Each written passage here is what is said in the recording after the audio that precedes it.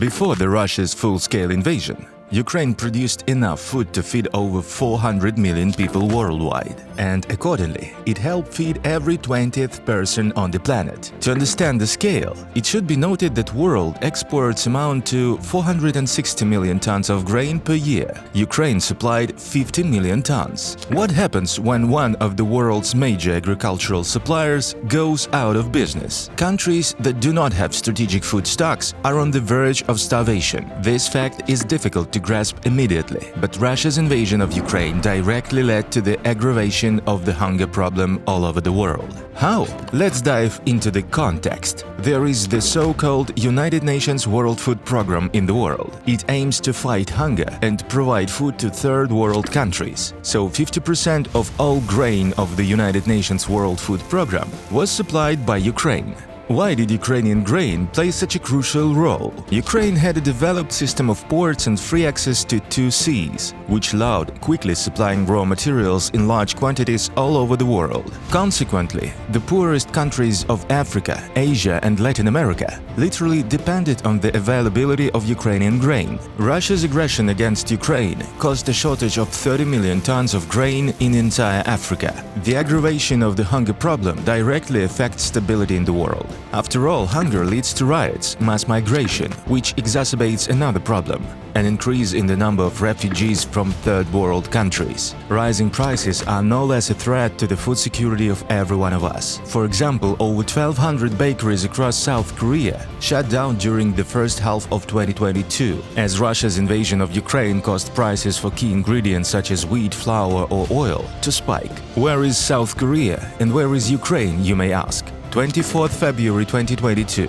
Russia invades Ukraine. The Russian military seizes Ukrainian ports or shells them. Upon the invasion, at least 20 million tons of grain, which were supposed to be exported immediately, were stuck in ports and elevators. There is a shortage of grain in the world. This instantly affects prices, not only world stocks. In March 2022, the basic index of food prices reaches its historical maximum. So, if you happen to see the price of bread rising, or you can't find sunflower oil on store shelves in any corner of the world, say thank you to Russia. And what about Russia? Of course, they see this chaos, and they begin to purposefully destroy the agricultural infrastructure of Ukraine. Fields are shelled, their crops burn, and the land becomes unfit for sowing due to landmines. Russia hits granaries with precision-guided missiles, destroying existing stocks. In the occupied territories, the Russian army seizes grain stocks and equipment, taking the loot to Russia. In 2022 alone, almost 6 million tons of wheat were stolen from territories not controlled by Ukraine.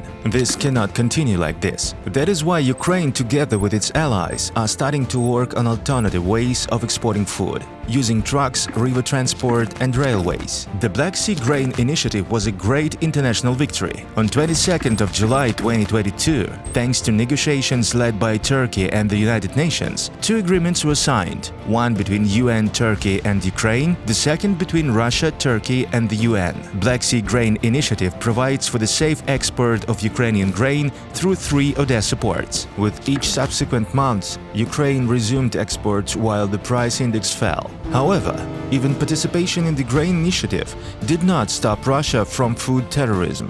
Russia artificially disrupted the process of sending ships with Ukrainian grain, delaying inspections. Furthermore, Russians continued to attack Ukrainian agricultural infrastructure with missiles. And on the 17th of July 2023, Russia announced that it was finally withdrawing from the Black Sea Grain Initiative. The next day, Russians shelled Odessa. Over 9 days of shelling, Russia destroyed 180,000 tons of grain, 26 port infrastructure facilities, and 5 civilian ships. Grain prices rose again by 15% over a 2-week period. Russia's propaganda is trying to convince the world that the rise in food prices was caused by international sanctions against it. In fact, the sanctions are not aimed at Russia's agricultural sector. Their purpose is to prevent the financing of the Russia's military machine, the main cause of food crisis. Any Russia's profits are an opportunity to develop new weapons, and therefore new attacks including on the agricultural sector of Ukraine and ports. What is the likely purpose of Russia's food terrorism?